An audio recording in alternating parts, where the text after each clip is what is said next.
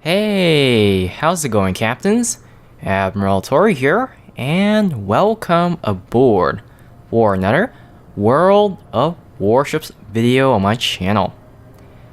In today's video, I am sailing the Tier 5 Royal Navy battleship, the Iron Duke.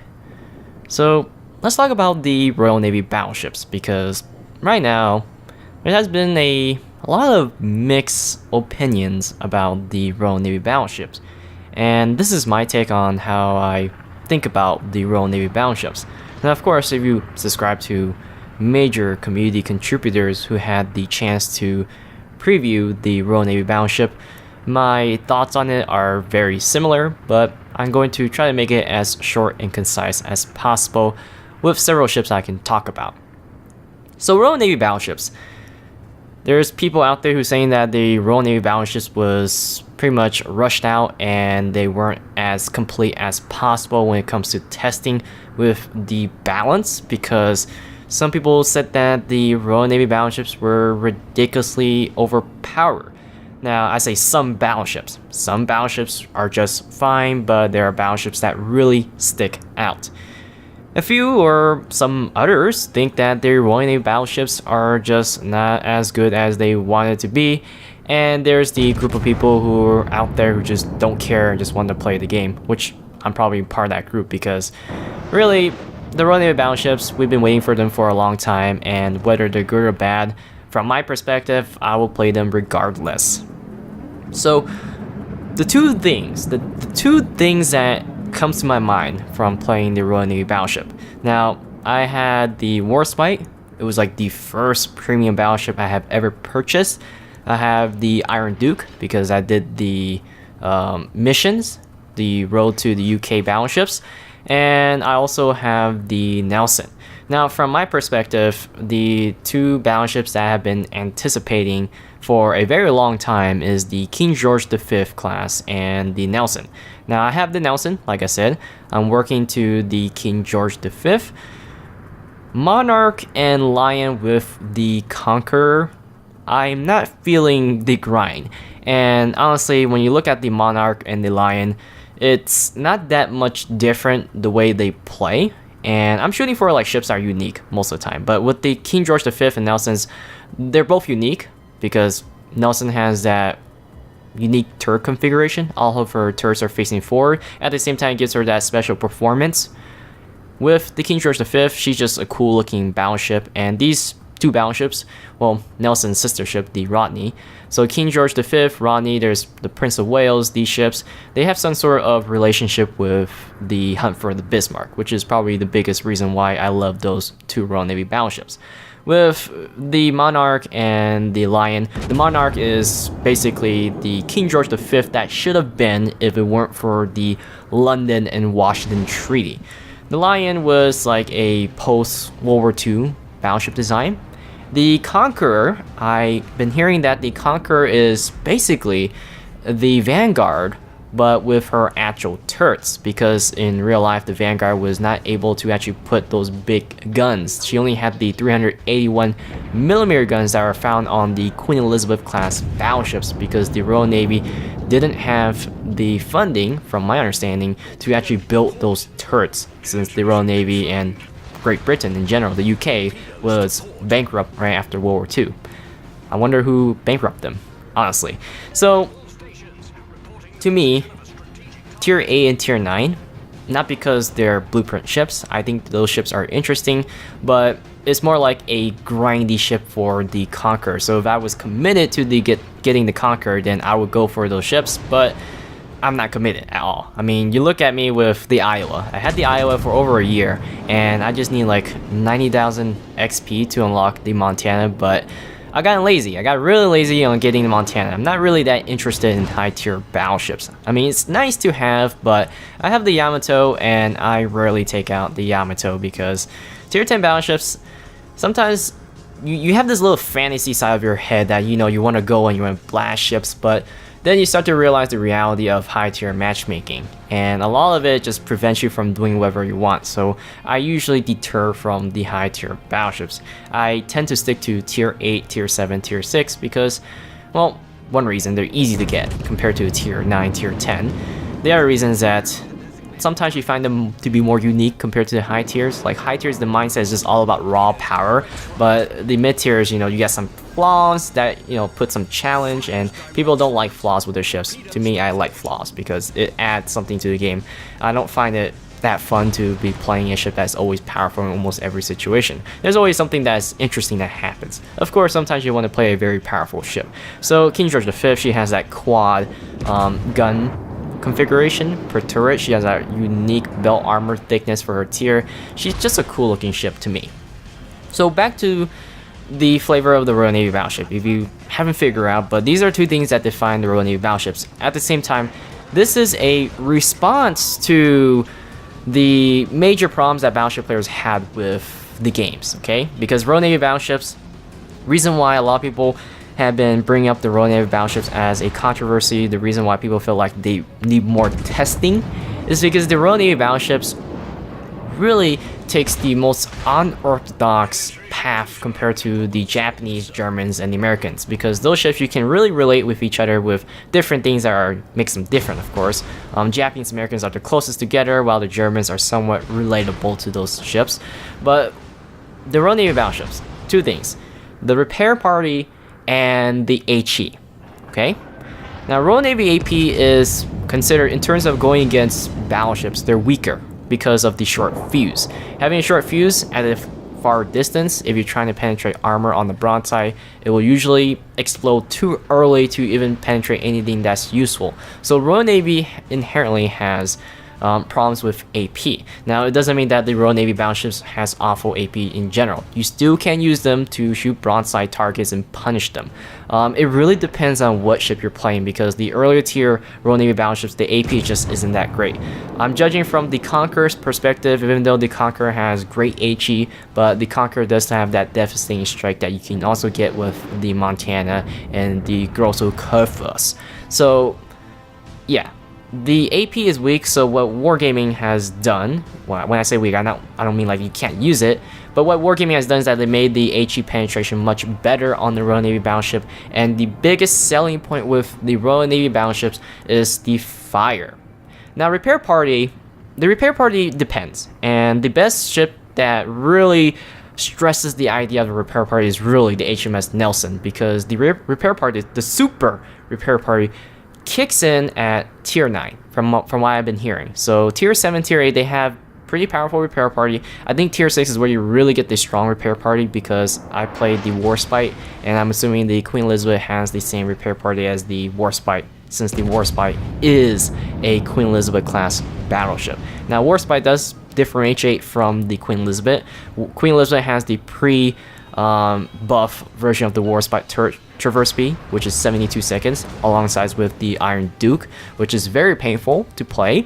But the Queen Elizabeth, the difference between the Warspite and Queen Elizabeth is that the Queen Elizabeth has the Royal Navy HE, while the Warspite doesn't have that Royal Navy HE spamming aspect. So the penetration and the fire chance, because the Warspite is a very old ship in World of Warships. So at that time, they didn't had plans for the Warspite in terms of the design of today's Royal Navy. So yeah, the Warspite gets the turret traverse speed and the rudder shift, while Queen Elizabeth gets the HE shell. So what, describing these two things, how does it relate to the response to battleships? Well, battleship players have been talking about how HE at times is frustrating to deal with. So when you're facing a cruisers or destroyers, they tend to dislike the HE aspect. You get a lot of fireproof at the higher tiers. So having the repair party, which is found in the high tiers with the tier 9, tier 10, alongside with the unique tier 7 Nelson, you basically negate that. And, cruisers, they feel like they're doing a lot of damage, but all of a sudden, going from 10% HP to 60%, you basically just undo what they did.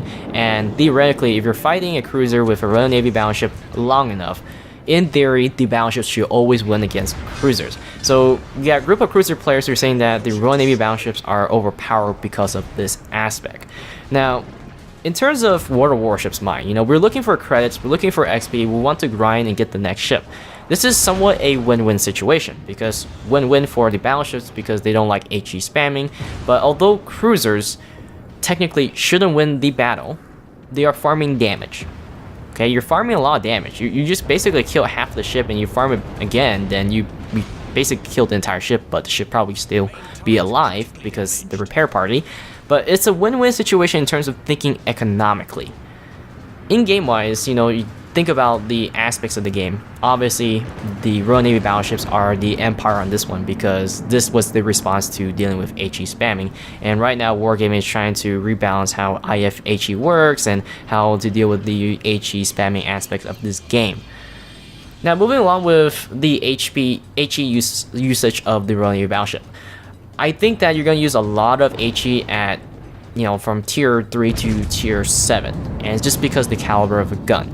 At tier 8, tier 9, you start to get bigger caliber guns, and tier 10, you're going to be mixing between those two a lot because the Conqueror is very powerful with her HE from what I've been hearing. At the same time, she has big caliber guns to use AP. So unlike, you know, playing the traditional battleships from the older brothers or sisters, I don't know how else to describe it, but the cousins of the battleships here. So Japanese, Americans, and Germans. Those ships have been with us for a long time.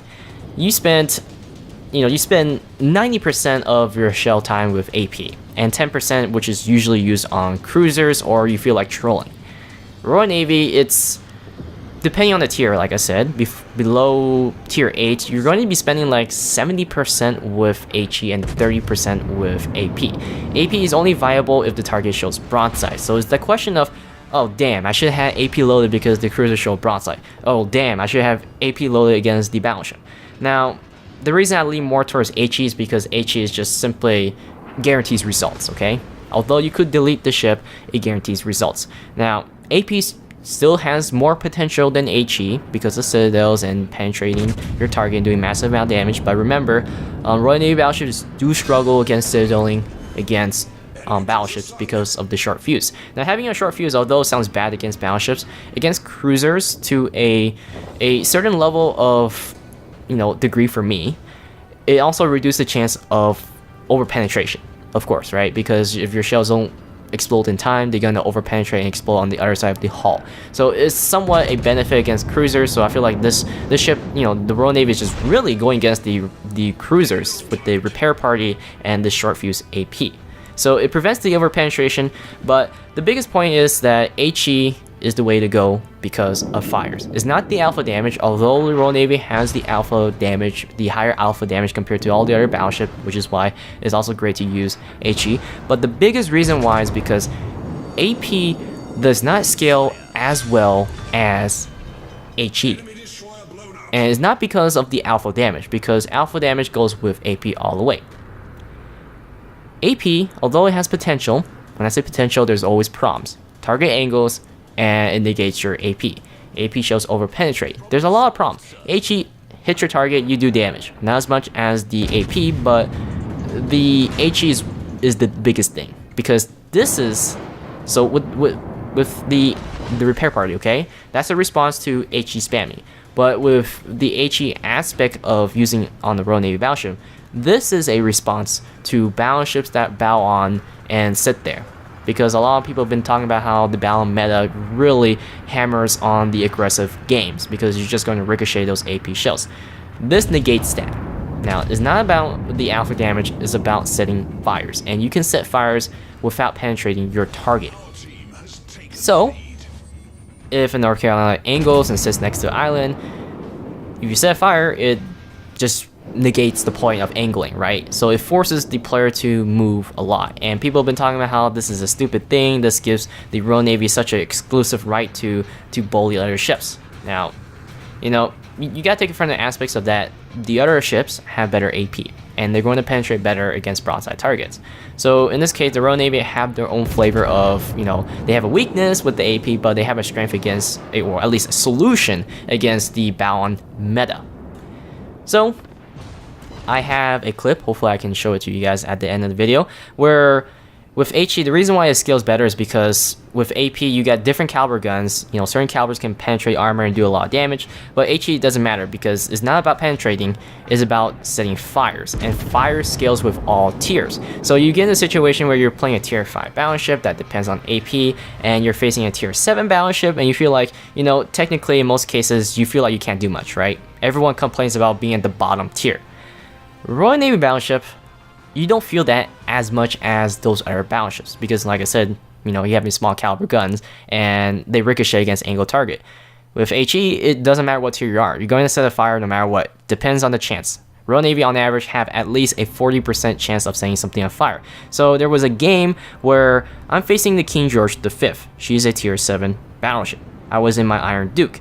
Theoretically, I should lose. That's the way I feel when I play, like, you know, New York and I'm facing the Colorado. Colorado angles, she bounced my shells. Colorado fires at me. I'm the New York. Even if I angle, her 406mm AP shells are going to penetrate my 25mm armor.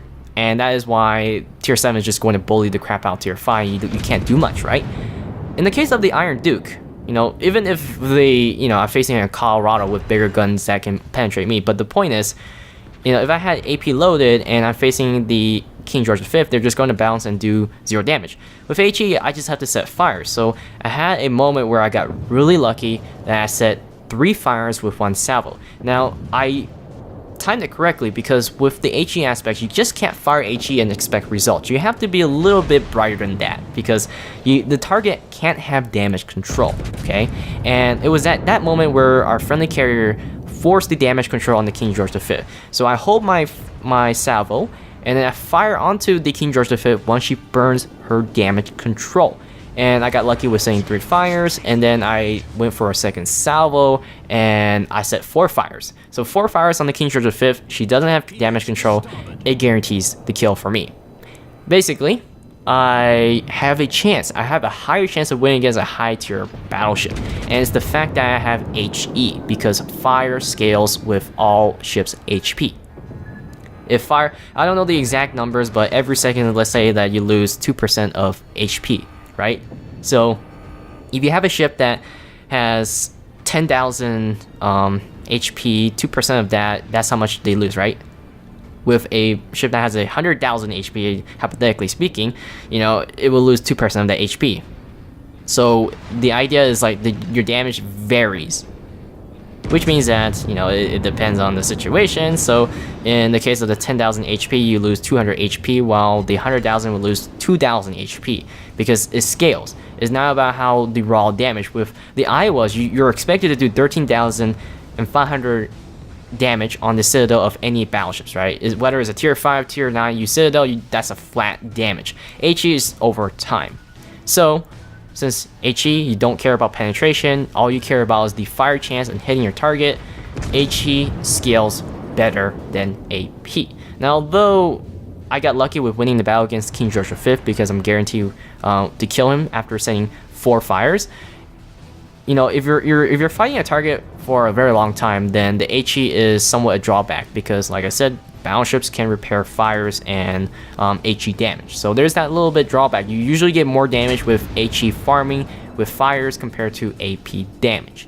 So although it looks like Royal Navy battleships do a lot of damage, if the target is a battleship, especially a Royal Navy battleship, because of the repair party, you're just farming damage. You're not really negating that ship. Like you're eliminating that ship from the battle, which contributes to winning the game. So it really depends on the perspective. But that's my take on the Royal Navy battleships. I don't know how people feel about it. I think that destroyers and cruiser players are not happy with, you know, repair party, and the battleships that are battle on, they're not happy with the Royal Navy. But hey, this is wargaming way of responding to the situation because the consumers or the players, I like to use players because that's the way I think when it comes to playing video games. I play different types of games, but since World of Warships is geared to the higher age group, most people like to use the word consumer. I see that used a lot in the comment section because we, the consumer, demand this. So in terms of the consumers wanted a battleship that can deal with HE spamming and deal with the battle meta. Here we have it, the Royal Navy battleships. So whatever you feel about the Royal Navy battleship, feel free to share in the comment section below. Thanks for watching, and I'll see you guys next time on the high seas of World of Warships.